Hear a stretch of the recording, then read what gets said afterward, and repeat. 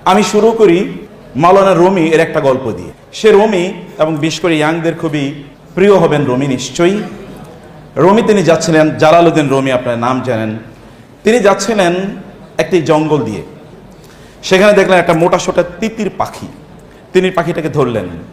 এরপর সিদ্ধান্ত নিলেন, মানে সিদ্ধান্ত নিচ্ছিলেন তিতির পাখিটাকে কি ঝলসে, আগুনে ঝলসে খাবেন নাকি এটাকে রান্না করে খাবেন। তিনি চিন্তা করছিলেন। তিতির পাখি কোনোভাবে বুঝতে পারলো যে তিনি তাকে জবাই করে খাবেন, কিছু একটা প্ল্যান করছেন।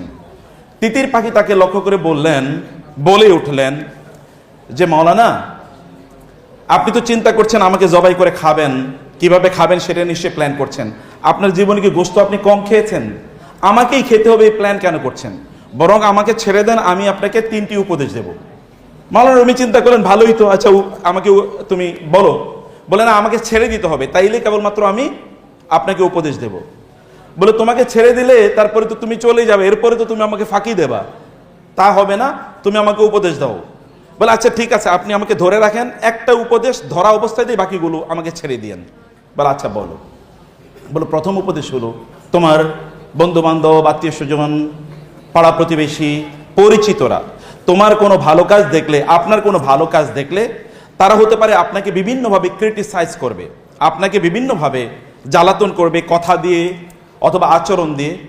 আপনি ওই দিকে একেবারে ভ্রুক্ষেপ করবেন না। আপনার জীবনে যে গোল আছে, লক্ষ্য আছে, উদ্দেশ্য আছে, সেটা নিয়ে আপনি কন্টিনিউ চলতে থাকবেন।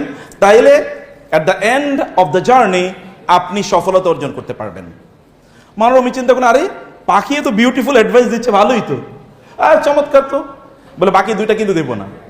কি করতে হবে? ছেড়ে দিতে হবে। ও আচ্ছা ঠিক আছে, যাও ছেড়ে দিলাম। এখন গাছের ডালে গিয়ে পাখিটি বসলো। বসার পর পাখি বলল যে, এবার তিনি বললেন তাহলে দ্বিতীয় উপদেশ দাও। বলে দ্বিতীয় উপদেশ হচ্ছে আপনার জন্য অতীত নিয়ে কোনোদিনই কি করবেন না, অতীত নিয়ে কোনোদিন আফসোস করবেন না। যা চলে গেছে সেটা নিয়ে আফসোস করবেন না, বরং প্রেজেন্ট নিয়ে বাঁচুন, ভবিষ্যৎ নিয়ে পরিকল্পনা করুন। যেমন ধরেন, এখন আপনাকে একটা ঘটনা বলি। এই যে আমার পেটে খুবই দামি 2 কেজি মূল্যবান পাথর ছিল, খুবই দামি।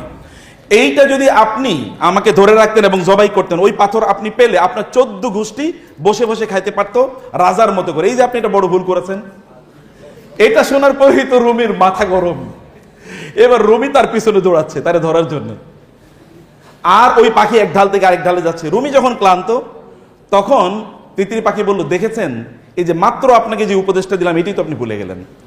আমি না বলেছি অতীত নিয়ে আপনি কোনো টেনশন করবেন না?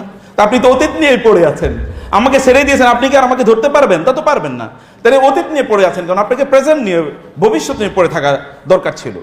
বলে তাইলে ঠিক আছে, তুমি এবার আমাকে 3 নম্বর উপদেশটা দাও, 3 নম্বর উপদেশটা দাও। তিনি বললেন 3 নম্বর, মানে পাখি বলল 3 নম্বর উপদেশটা হলো, যিনি আপনার উপদেশ শুনতে চান না তাকে উপদেশ দিয়েন না।